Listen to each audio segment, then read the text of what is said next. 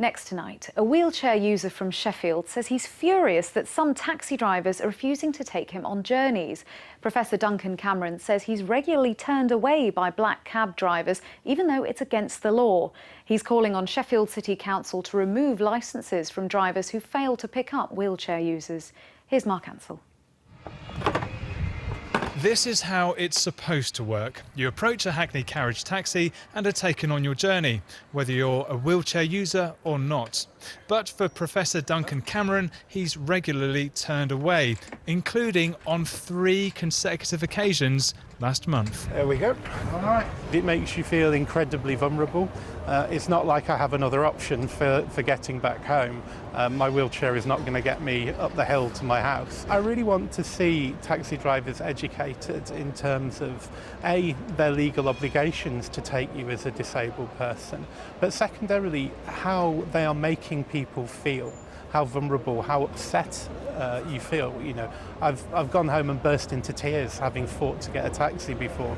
Duncan suffers from a disease called ataxia, meaning his body is gradually destroying his nervous system, leaving him unable to walk. Taxi drivers who refuse to pick up wheelchair users can be fined up to £1,000 and risk losing their licence unless they have an exemption for medical reasons. Ashraf Ali has been a taxi driver in Sheffield for 10 years.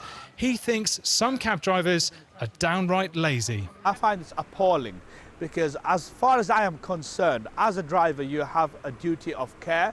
And one of your most important responsibility is trying to get passengers, regardless if they are disabled or if they have any disabilities, you have to do your job. Just get out the car. It'll only take you a few minutes. Help that person onto the vehicle, make sure they're secure and they're safe and they're sound. In a statement, Sheffield City Council says all Hackney carriage vehicles in the city are 100% wheelchair accessible.